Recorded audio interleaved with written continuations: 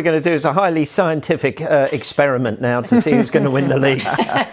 What we've done is we got Sue and Stephen to predict what they think the results will be for both Arsenal and Manchester City from here on in. So let's start with the league leaders at the moment, and look at this. Arsenal, Sue, let's come to you. You think they're going to win them all apart from a draw away at Manchester City? Yeah.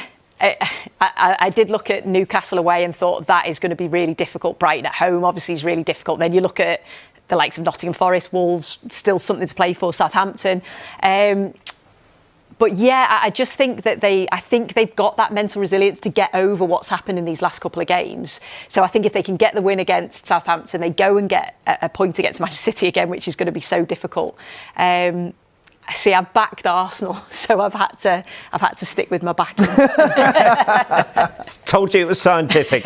OK, so that gives Arsenal a total of 19 points. Stephen, you only get them getting 14 more. Interesting, you see them being beaten at Manchester City and then drawing with Newcastle and Brighton as well. Yeah, I think the Manchester City game speaks for itself. I just think they'll have more quality on the day.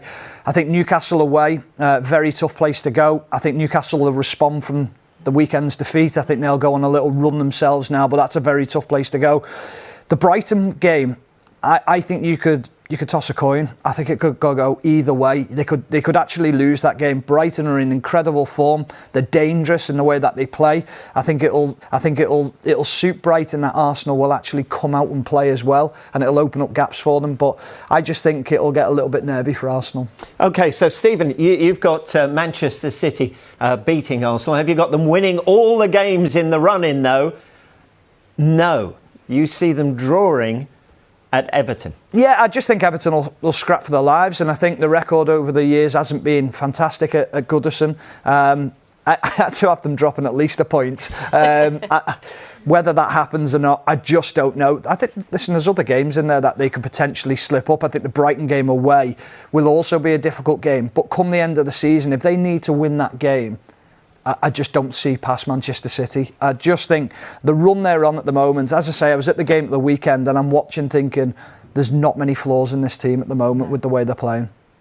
Yeah, I have to agree. There isn't many flaws at all. I've only got them dropping points against Arsenal just because of the way that they have really clicked into gear at the right time. But we've seen throughout the season where other teams have picked up points and nicked points because, yeah, you look in their Leeds, West Ham, you would say maybe are out of trouble, but still looking to pick up points. Everton, like you say, and then Brighton are at the moment one of the informed sides, aren't they? So there is potential for them to drop points, but I just think Manchester City are too strong at the moment. OK, and we put it into the supercomputer, and here we go. It leaves with Sue's prediction, Arsenal winning the Premier League this season by a point. Stephen, you make it quite an emphatic title win for Manchester City.